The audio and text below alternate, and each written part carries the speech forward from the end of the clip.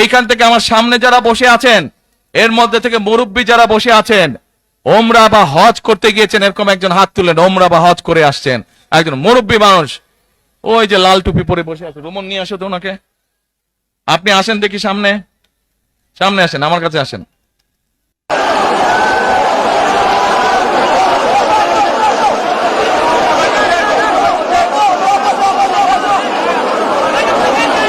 চশমা ঝুলছে, চশমা ঝুলছে।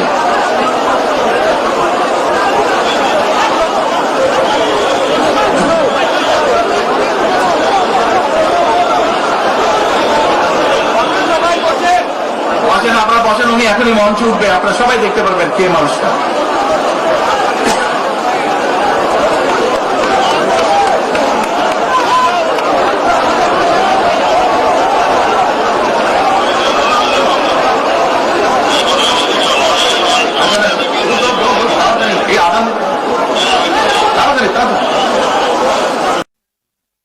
আসসালামু আলাইকুম, কি নাম আপনার? এটিএম হেলাল। ওই এইদিকে বলেন। এটিএম হেলাল। বাড়ি কই? সুনামগঞ্জ। বাড়ি সুনামগঞ্জ। সুনামগঞ্জ কোথায়? শান্তিগঞ্জ। এই সুনামগঞ্জের মানুষ আছে এখানে? এই লোক আপনাদের মানুষ? আচ্ছা, এখন বলেন, কবে গেছিলেন আপনি? হজ না উমরায় গেছিলেন? উমরাতে গেছি 16তে, হজে গেছি 17তে। উমরাতে গেছেন 16তে, হজে গেছেন 17। এখন আমাকে বলেন, আপনি তো উমরা হজ করে আসছেন, যে মাইকের সামনে দাঁড়ান। আপনি কাবা শরীফে গেছেন? জি। কাবা শরীফের মালিক কে?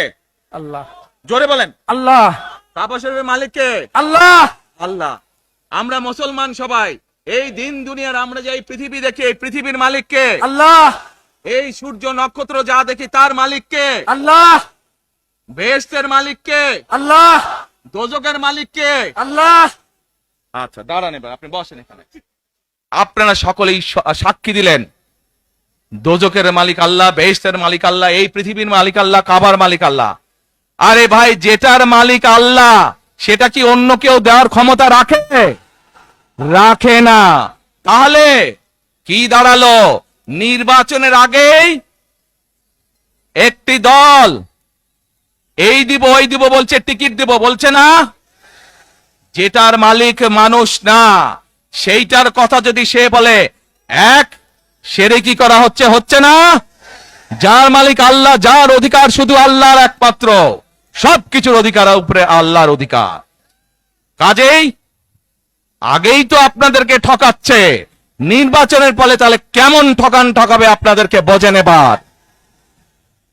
শুধু ঠকাচ্ছেই না মানুষকে, যারা মুসলমান তাদেরকে শিরকি করাচ্ছে তারা। নাউজুবিল্লাহ।